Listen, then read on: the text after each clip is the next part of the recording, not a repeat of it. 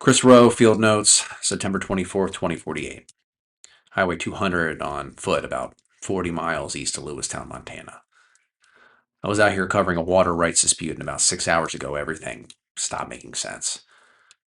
I'm going to record notes while I can because the mining story isn't the story anymore. This is.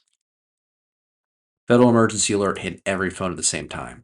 Inbound threat detected. Seek shelter immediately. Follow designated evacuation routes. No specifics, no classification, just this is happening. Move.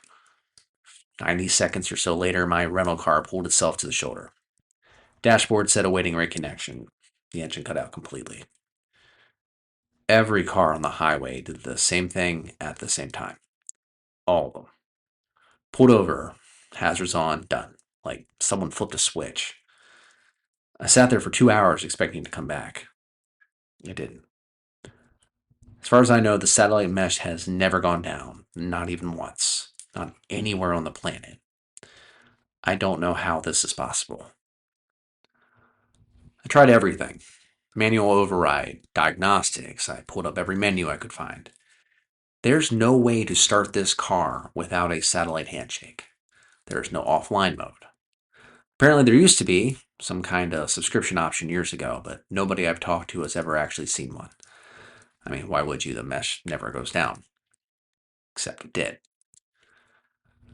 I'm walking with a group, 8 other people. I need to get them down. Dale and Connie Hubert, late 60s, ranchers, lifelong locals. Dale knows every road out of here. Beth Sorensen, late 20s, from Billings. She's the one who spent the most time trying to crack her car system. She told me the security architecture on these vehicles was designed for a world where the only threat is theft.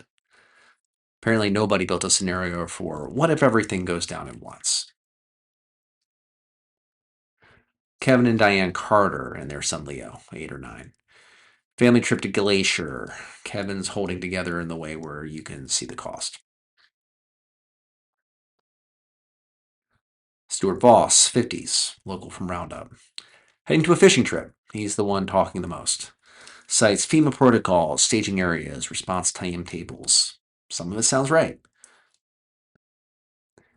And Mike Teller, 40s, drove trucks out of Miles City.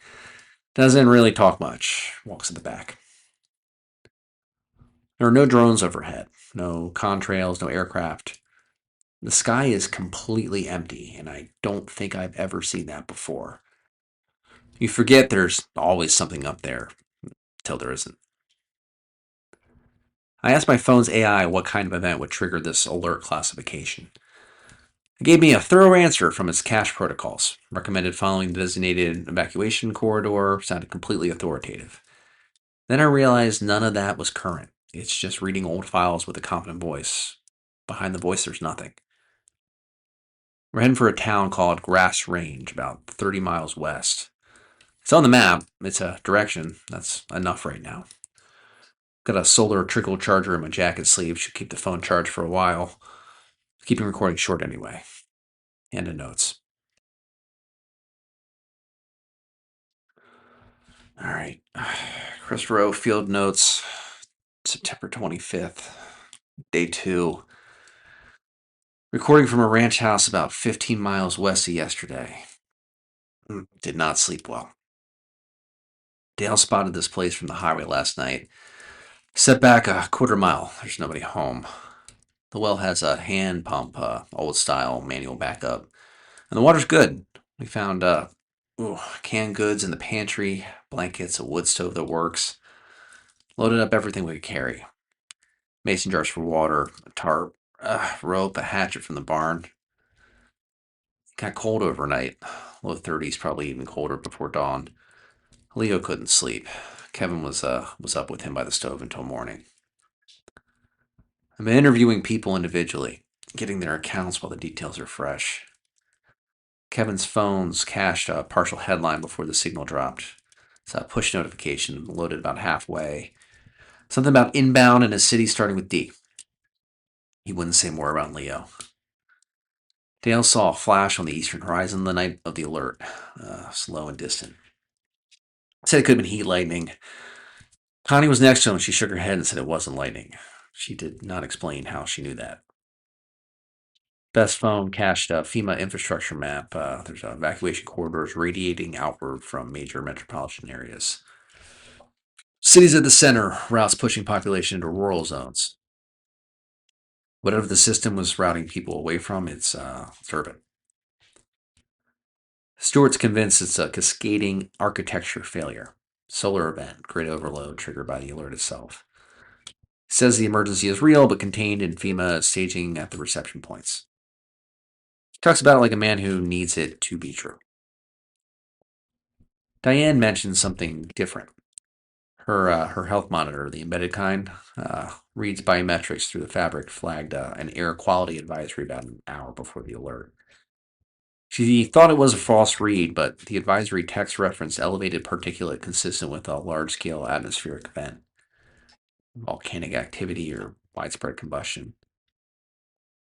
She swiped it away. Of course she did. That's what we all do. None of these theories fit together. Nuclear doesn't explain the satellite mesh going down. Solar flare doesn't explain a targeted evacuation away from cities. Air quality events don't explain the alert language about an inbound threat. Every piece contradicts something else. Beth found an old F 150 behind the barn today. Late 20s. Mechanical engine, no satellite dependency. She got it running.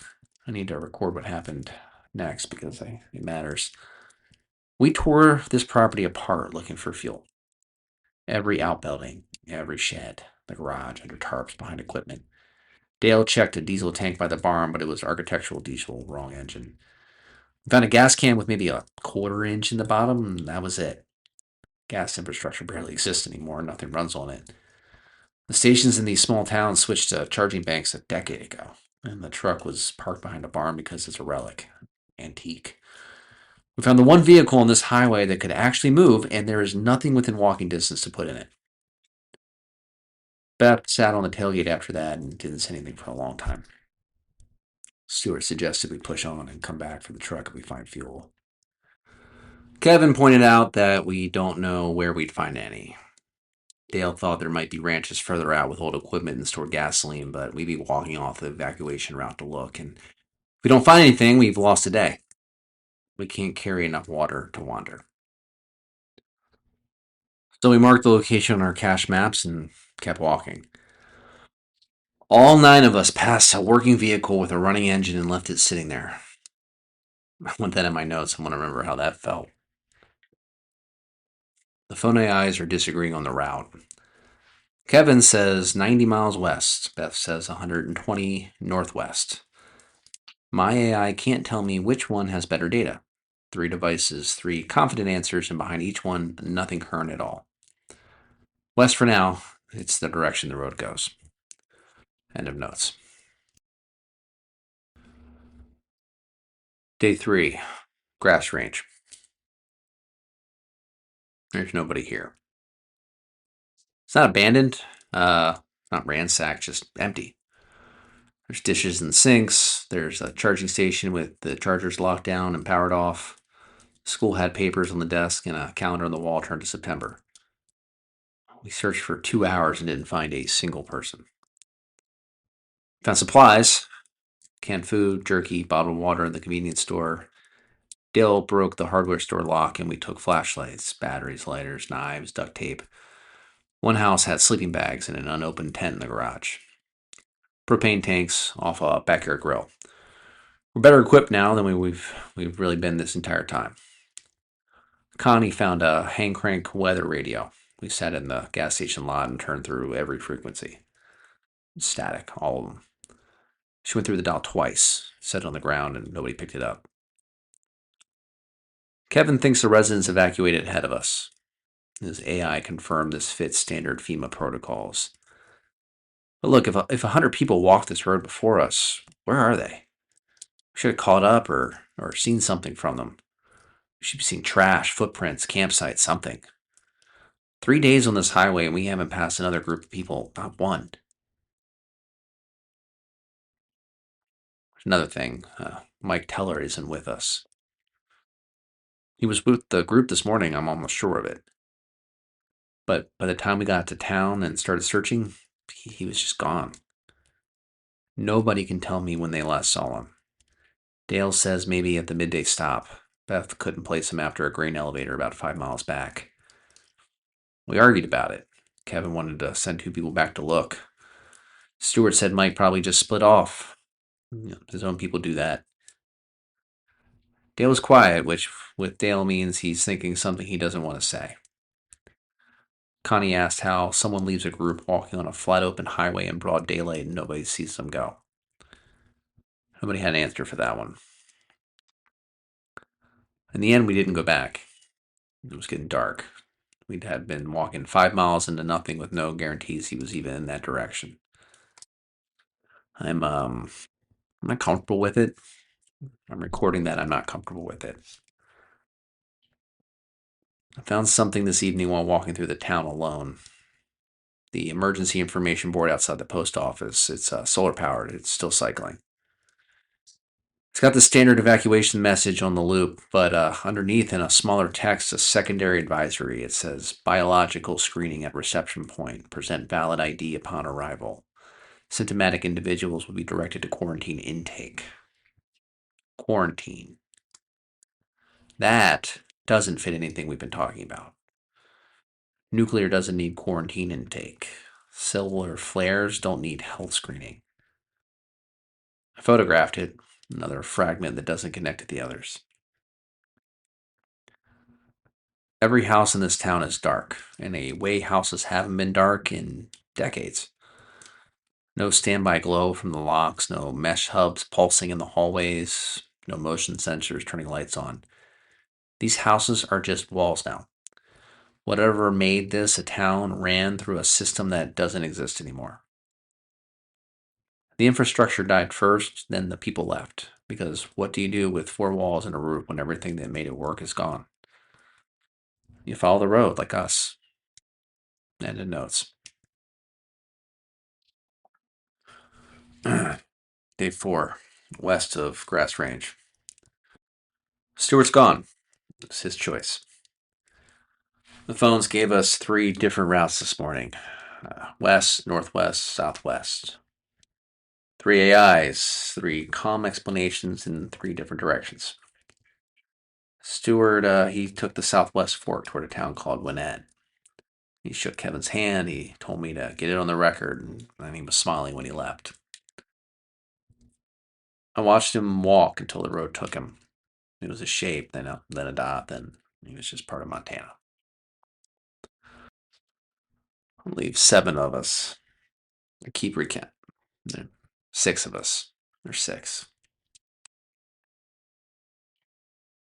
There's something wrong with the road. We came over a rise around midday, and there was a long, straight stretch ahead. Both sides were lined with stopped cars. It's normal by now.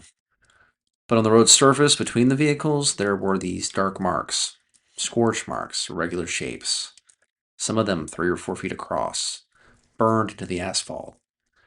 No debris around them, no wreckage, no sign of what made them, just these dark circles on the road like something very hot touched down and then was gone. Dale crouched next to one and held his hand near the surface. It was cold. Whatever left them, it wasn't recent, or it wasn't the kind of heat that lingers. Beth walked around them, didn't look down, didn't say anything. 3 of us are feeling like there's something behind us. Dale heard footsteps on the gravel at a rest stop, walking pace, rhythmic. He turned around, there was nothing. Empty road, clear to the horizon. Connie saw movement off the road to the south, half a mile out, low, moving. Then still when she looked directly at it. I haven't seen anything, but there's a pressure in the space behind me that doesn't go away when I turn around. It just moves. I dismiss it alone, but 3 of us feeling it independently is different. I've been thinking about Mike, not where he went, just how easy it was for him to be gone.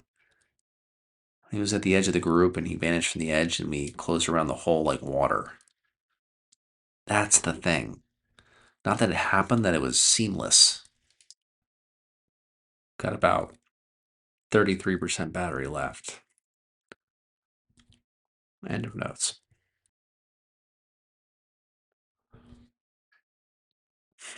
Beth's gone. She was in the barn when we went to sleep. Her pack's gone, her phone's gone. The door was open. Connie said she heard the door in the night and thought nothing of it. Kevin wanted to go out immediately. Dale said not in the dark, not with what we've been feeling. We waited for light, and by the time there was nothing to find. No tracks, no sign of direction. We spent 2 hours searching. Kevin went east, Dale went west along the road. Connie and Diane stayed with Leo. I went south across the grass for half a mile, and there was nothing. Just nothing. Open land in every direction, and no sign that anyone had walked through it. Beth had been pulling away from the group for days, sleeping at the edges, walking alone. If anyone was going to make a calculated decision to leave, it was her. Maybe she chose the northwest route after all. Maybe she's smarter than the rest of us. Or maybe she didn't leave. 2 people gone from the edges, both quiet, both peripheral, both times the groups couldn't pinpoint the moment they stopped being there. There's a pattern. If it is a pattern, I don't know if it's a pattern or if I'm building that out of fear. I couldn't sleep before any of this. I was looking up at the sky through a gap in the roof, and there's just something different about it. Connie said this on day 2. The color is wrong, she said. I didn't see it then. I see it now. The stars are all there, clear night, but the darkness between them has a quality, a shade or a depth that wasn't there before. I'm a writer, and I can't describe it better than that. The dark has a color now, and it's not the right one. Leo hasn't spoken in 2 days. Diane carries him even though he's too big. Kevin walks ahead, alone, watching the blue line on his phone. Dale wants to stop, find a ranch, wait. Connie asked him, wait for what? My AI offered an unsolicited suggestion during the night and said the probability of reaching the reception point on foot within a survivable time frame is declining. Asked if I wanted alternative strategies calculated. I turned the feature off and I turned it back on. About 29%. End of notes. Day 6. Dale and Connie left this morning. They told us. Dale said there's a ranch about 15 miles north, the Hendricks place. Says there's a well, wood stove, root cellar, and he'd rather die warm and still than cold and walking. He said it in front of Leo. Nobody argued. Connie hugged me before they left. She held on for a while, and then she said, just to me, to stop following the road, honey. I almost went with them. Didn't. There's 4 of us now. Me, Kevin, Diane, and Leo. Walking west. We passed a stretch of highway today where every car's hazards were still blinking. 6 days and the batteries were still holding. Synchronized amber pulses in the middle of the day, blinking for no one. Waiting for a signal that seems like it's never going to come. Child seat in one, dog crate in another, door open, empty. Keys in a cup holder like someone set them down for a moment. One SUV near the middle had something dark on the inside of the rear window. I didn't look closely. Dale would have looked. Beth would have looked. They're not here. Kevin's phone died this morning. He stood on the road looking at it, the blank screen, for a long time. And he asked Diane for hers. He walks ahead of us holding it like a compass, the blue line. If the line goes, I don't know what he does. Before Dale left, he told me something quietly. The highway signs don't add up. The mileage markers aren't counting down right. Either the numbers are wrong or the town they're pointing to is never on this road. He said something about the math is wrong. My AI says the evacuation point is 58 miles ahead. It describes shelter, medical care, communications. I asked if there's currently a reception center at that location. It said it can't verify without network access. Batteries at 14. Sleep charger can't keep up with the overcast. I need to stop recording and save what's left. End of entry.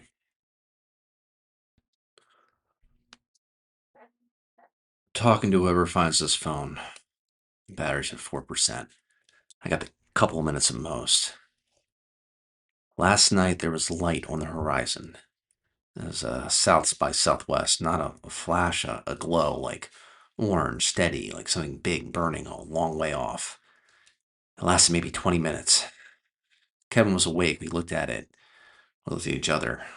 Diane and Leo were sleeping, and we let them sleep. The signs still say 11 miles to the next town. They said that yesterday. They said it the day before that. I don't think there's a reception point. I don't think there's anything at the end of this road. I think the system sent us in a direction because that's what it was built to do. And then the system stopped and the direction didn't. And we followed it because that's what roads are for. But that's not why I'm recording. About an hour ago, Kevin stopped walking. He was ahead of us. He's been ahead of us for 2 days, holding Diane's phone, watching the line. He just stopped in the middle of the road and he didn't move. Diane called his name and he didn't turn around. I walked up to him. He was looking down the highway west. The road runs straight here for a long time, and you can see maybe 2, 3 miles before the heat shimmer eats it. And there were people on the road. Figures walking. Same directions to us, west, maybe a mile ahead. Hard to say how many, 5 or 6 at least, just shapes in the distance, but they were moving, walking. Kevin said, other evacuees. And I wanted that to be right. I wanted it so bad. Other people. Proof that the route goes somewhere. Proof that we're not alone out here. We walked faster, all of us. Diane put Leo down, and he walked on his own for the first time in days. We moved fast for about 20 minutes, and the figures didn't get closer. We were walking, and they were walking, and the distance between us didn't change. Kevin, he started jogging. Diane called after him, and he stopped and looked back at us. Looked ahead at them. They were still there, same distance, same pace, just west. And I recognized one of them.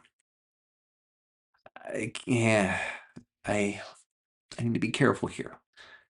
It was a long way off. The light was strange, that amber quality that everything's had since the sky changed, but one of the figures was wearing a red jacket, a bright red jacket, the same red jacket that Beth Sorensen was wearing the night she disappeared from the barn.